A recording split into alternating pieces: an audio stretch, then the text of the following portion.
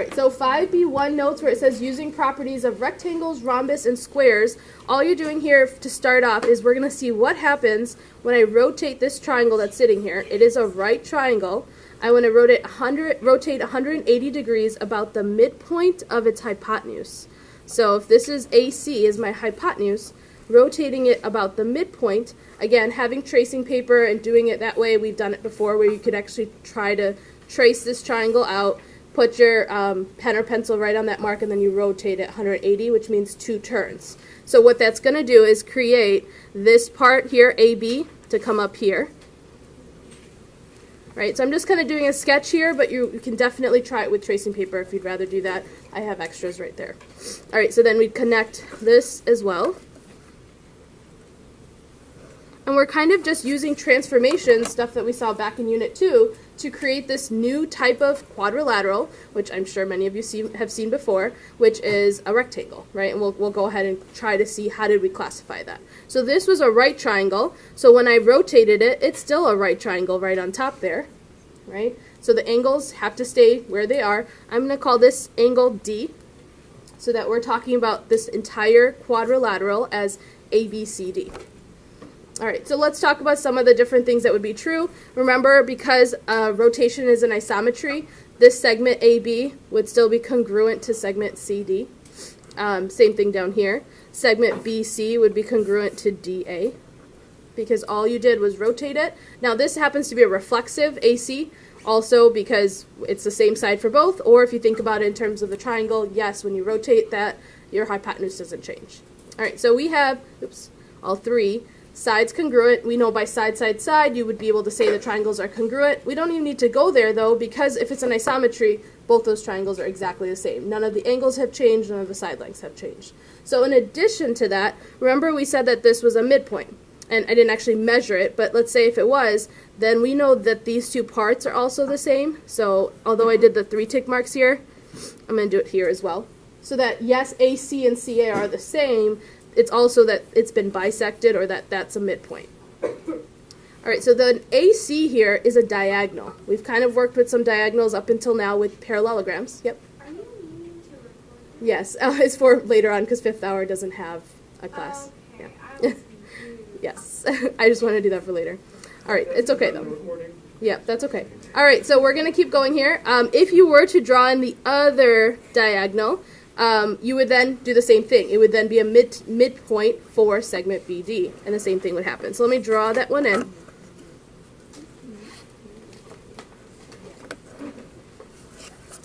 All right, so when I do that, I now have 4 tick marks here, 4 tick marks there, because again, those are split up evenly as well.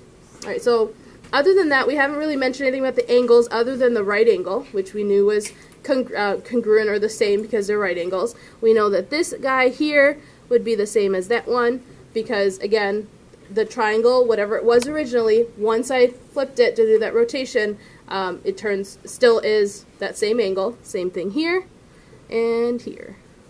Now, those are also alternate interior angles, and we know that alternate interior angles, when they're congruent, form parallel lines. So yes, we know that these opposite sides here would also be parallel. I'm not going to label it, but it would be a true statement here. And so you're going to see that a parallelogram, all the different characteristics we saw for parallelograms, are still going to be true for this thing called a rectangle. All right, so when it says to classify this quadrilateral that was formed by the 2 triangles, we are classifying it as a rectangle. All right, from there, to know exactly what we're left with here, in this case, in order to have a rectangle, we would have, there's a right angle here and here. Now, remember that a rectangle is still a parallelogram, and we know that in a parallelogram, consecutive interior angles are supplementary. Well, if this is 90, and this angle here has to be consecutive interior angles or supplementary with this one, what does angle A have to be? 90 degrees, right? So then you could almost draw this in as well if you wanted to. All right, so that there are 4 right angles. Same thing happens on this side, right? 90 and 90 have to make 180. So if you only have one of those angles, the opposite ones, you know the other ones have to be also. All right, so they did kind of split up like we wrote it, but they're also 90 degrees. So far, we have 4 right angles. That's what classifies a rectangle. And then all the other characteristics that we saw for parallelograms are also going to be true for this rectangle. So I'll write here opposite sides, congruent, parallel, right?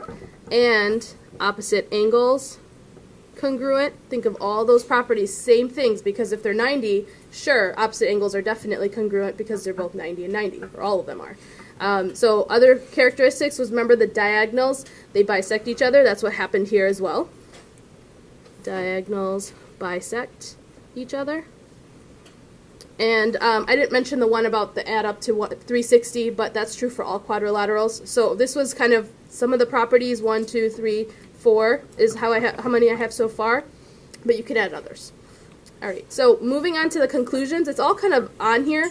I'm just going to write it out in words so that we can clearly see what was true about the angle measures, the side lengths, and the diagonals of the, it didn't want to give the answer, but now that we know it's the rectangle, let's go ahead and fill it in. All right, so first of all, we see that the opposite sides are congruent, so I'll say AB is congruent to CD, and AD is congruent to CB. All right, that was the two opposite sides congruent. We also have two opposite sides parallel still. So same thing, AB parallel to CD and AD parallel to CB. Remember, you don't have to write yours exactly like this. You can change the letters around a little bit. All right, and then we're on to the angles, right, because it says, what do you know about the angle measures? We know that the opposite angles are congruent. We also know there's some right angles, so I'll mention first that angle, I'm just going to use ABCD here, just imagining what they would be without the diagonals drawn in, or you can spell them out like DAB, BCD, and so on. Just for the sake of time here, I'll go right to the four angles are right angles, and then I'll just put in parentheses. Obviously that means they're congruent.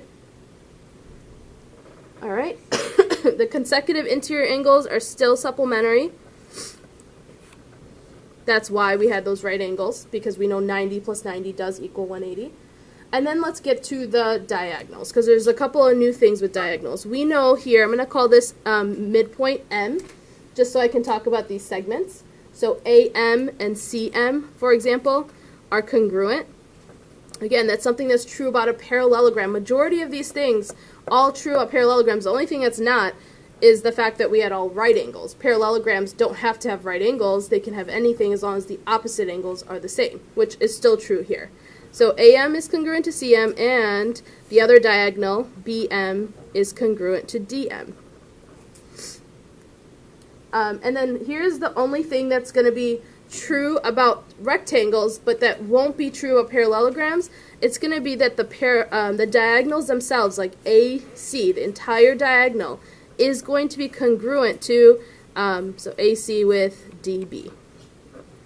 That whole diagonal, the two things would have to be congruent. So I'm going to just put a little star here and write diagonals are congruent. That was not the case for parallelograms. They could have been. It's not to say that they never could be. And I'll explain that a little bit better. We're going to make that like little flow chart with parallelogram and then the different types of quadrilaterals below it at the last thing that we do in that box on the back. All right, so that'll hopefully make a little more sense. But for right now, just the main criteria here is that you have four right angles and the diagonals are congruent for every single rectangle. All right, so moving on, we go to rhombus next, which is what we're going to get in just a second. We now start with a different type of triangle. This was a right triangle when we rotated it. Now, down here, we start with an isosceles triangle. Notice these two legs are the same.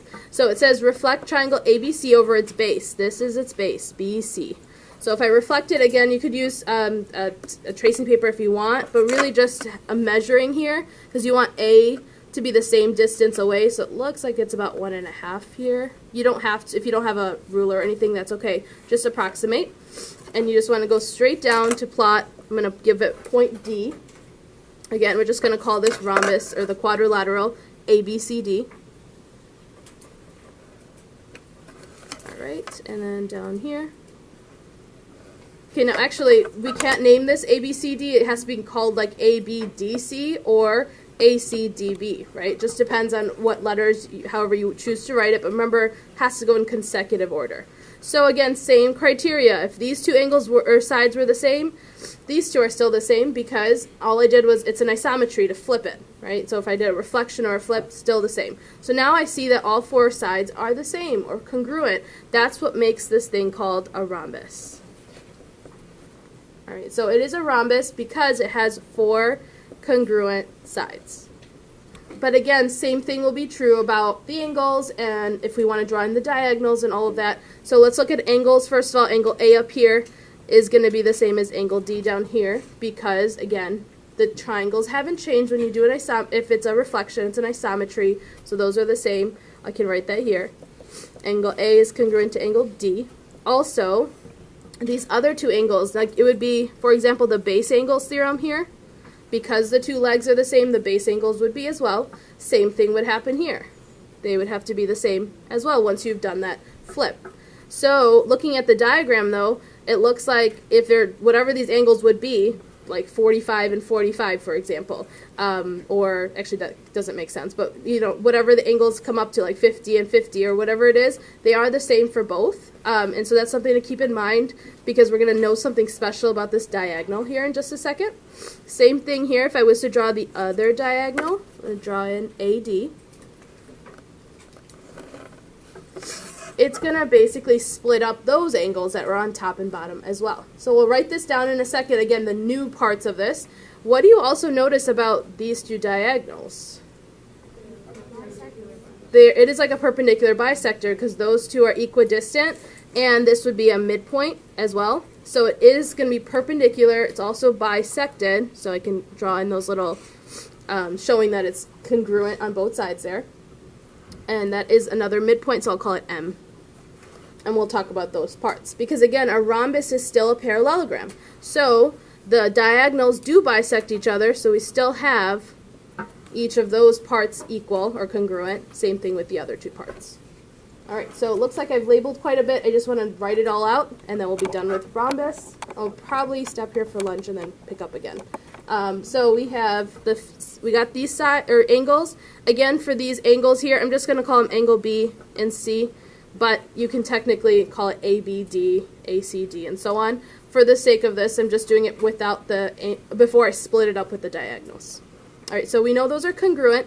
That means the opposite angles are congruent. That does not mean all of the angles are congruent to each other. That's not going to be the case for rhombus. Like you could have 100 degrees and 100 degrees here, and then these would have to be something else entirely. It's not how it is for a rectangle when they were all 90 degrees, and we're going to see what happens for square as well. All right, so far those are opposite angles congruent. I'm going to write that in parentheses because remember, that's what's true for a parallelogram as well. So nothing has changed there. The only new part now is this four congruent sides. So we want to say AB is congruent to AC, which is congruent to CD, which is also congruent to BD. All right, all those sides are congruent to each other. Okay, so this is the part where it's, again, four congruent sides. Not true for a parallelogram, or it doesn't always have to be true for a parallelogram. We saw that just means opposite sides are congruent. Still the case here, but specifically now four congruent sides. All right, so again, a rhombus is a type of parallelogram, and that's why some of these criteria are the same. Now remember, the diagonals still bisect each other. I'll write that down in a second. Consecutive interior angles are still supplementary. So although we don't know what they are, they're not 90 degrees here, we just know that these two angles will still add up to 180, these two will, and so on, because it's the same requirements as a parallelogram. And so specifically we could say angle, also mention that then the opposite sides would be parallel, because the consecutive interior angles would be coming out to be supplementary. You still would have that piece. Again, true about all parallelograms, including a rhombus. And then we have diagonals bisect each other, like we showed in our diagram here, and I can write down what that means. Like AM is congruent to DM, oops, and BM would be congruent to CM. Alright, and then the only part that's new here, like we talked about, was this little perpendicular, which we'll also go through on the next page when we get to that 5.B.2 part, that there is perpendicular. So it's telling us here that the diagonals are perpendicular. So specifically with the letters here, I want to say that segment AD, one of the diagonals, is perpendicular to BC, the other diagonal. Like that. Alright, now nowhere did I say though that the diagonals are congruent. They don't even look like it, honestly. This one looks much longer than this one. Because remember, for parallelograms, diagonals are not congruent either. Only for rectangles. So the hardest part of this unit is going to be not mixing up the things. Like making sure you know what's true for parallelograms, what's true for rectangles, rhombus, and then squares to come. The last part is that right here what happened, this diagonal here split it up into two equal parts. And same thing would happen up here, it would split it up into two equal parts. So the diagonals bisect the angles, or the opposite angles. Like A and D, for example, get bisected by this diagonal AD. B and C get, that diagonal bisects those two angles to be the same. And that'll happen for both sets of those angles.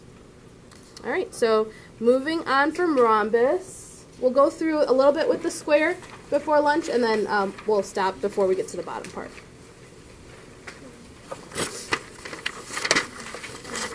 Alright, so this last exploration, it says, in order to create a square, what type of triangle would you use to, would you transform, and how would you actually go about transforming it? Anybody have an idea? Yeah. Isosceles. Isosceles, but a little more specific. Like a right triangle. Exactly. So it has to be isosceles and right, because you need the right angle to get your four right angles. You need two sides to get to, when you flip it, those same two sides being congruent. Because a square, we're going to see here, if I draw this in like this, drawing, again, the two sides are congruent, the two legs here, and a right angle. So when I go to reflect this, you're going to rotate it, not reflect it. We want to rotate an isosceles right triangle. You want to rotate 180 degrees. Same as what we did kind of on the front page. You're going to do it off of that hypotenuse. So you're just going to take this point and flip it over, so it's going to come over here. And then you form your square. Something like this, right? So same thing will happen, that right angle still sitting in that corner. The legs would be the same. So that's where we get four congruent sides, or four sides that are all the same. The right angles will come from the same thing, that these will be right angles because you have consecutive interior angles, which are still 180, right, supplementary.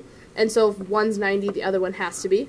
So the main idea here for a square is you have four right angles and four congruent sides. It basically takes the two criteria from a rectangle and a rhombus, right? Kind of like combines the two things. That means then that if a square took everything from a rhombus and a rectangle, it's going to have all of the same criteria that a rectangle and a rhombus had, in addition to the parallelogram. And so that's why eventually when we draw a little flowchart down here, it'll hopefully help to make sense of all the different characteristics. So instead of writing down all of the properties a square has, we're just going to say here that it's everything that the parallelogram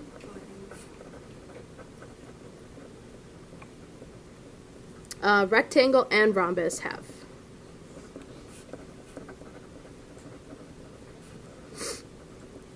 So I'll try to list most of them, hopefully all of them. If we don't make it till right before lunch, we'll stop and pick up. But we start off with parallelogram, right? We started off with two pairs of opposite sides parallel, but I'm also going to write congruent as well, right? Both things were true for a parallelogram, which is still going to be true for a square, as you can see right here. We have four congruent sides. That's what we got from the rhombus.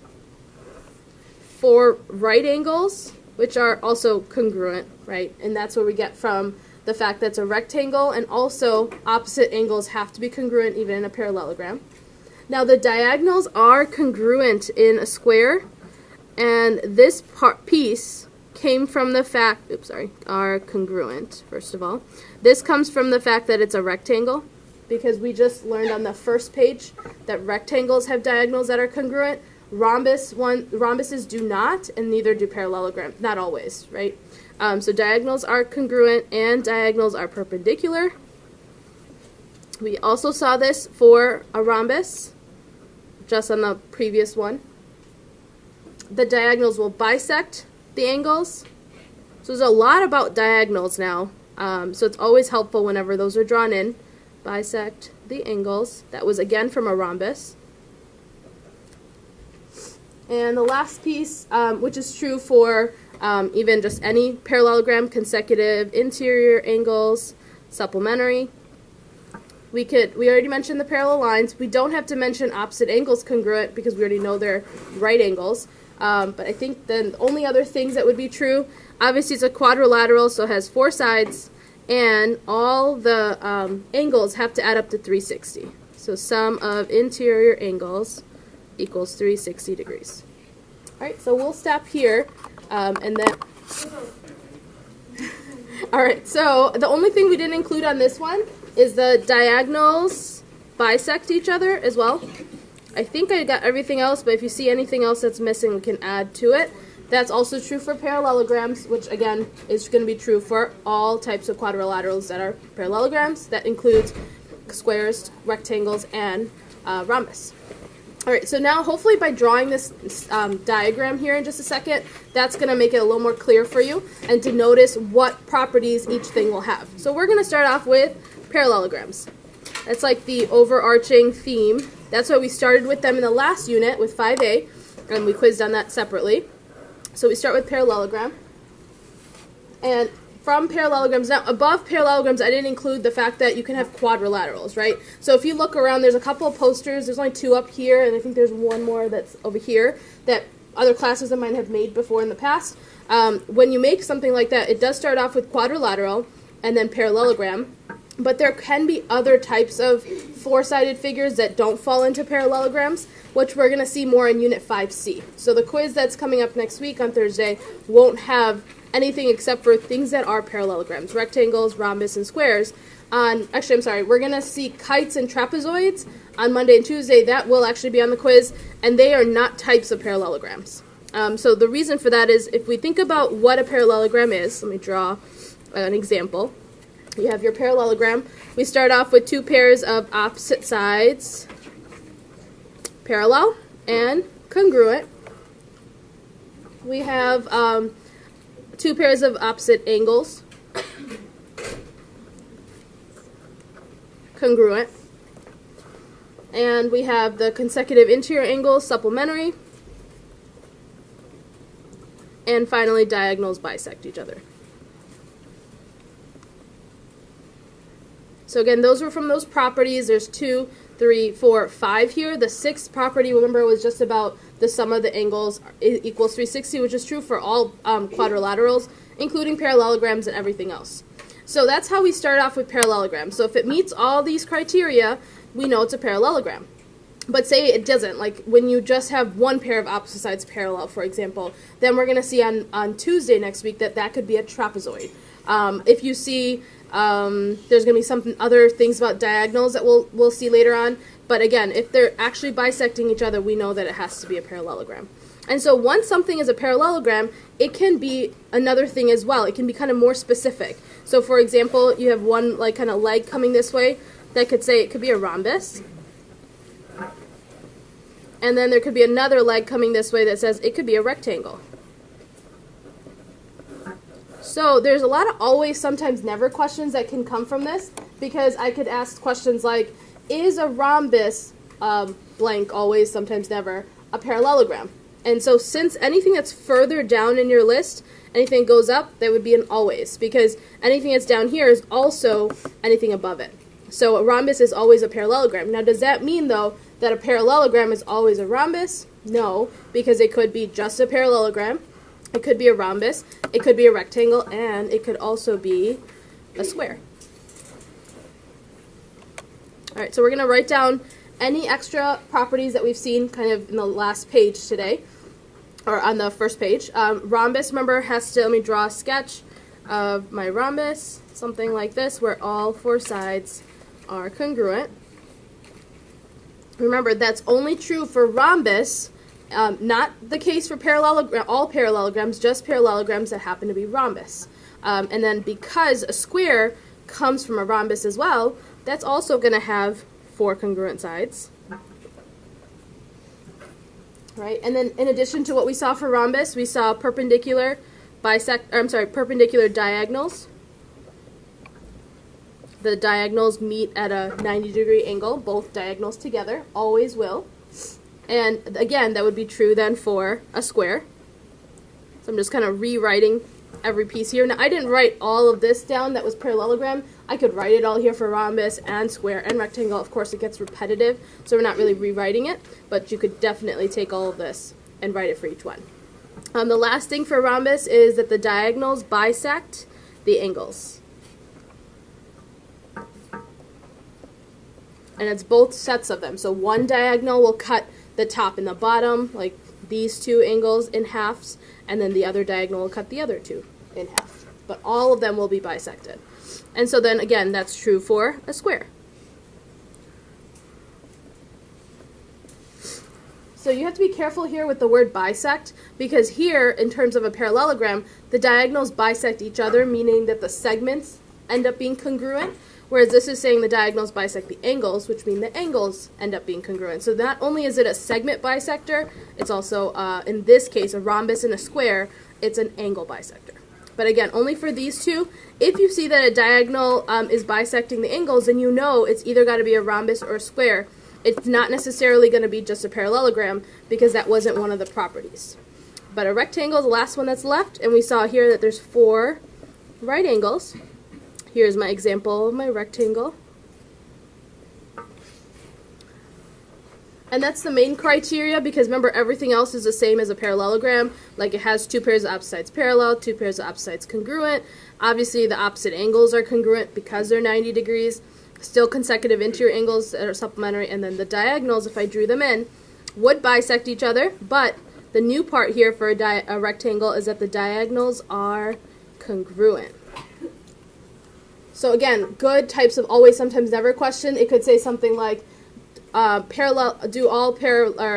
a true false, for example, do parallelograms have diagonals that bisect each other? You would say sometimes, because a parallelogram could be a rectangle in that case. If it's a rectangle, then yes.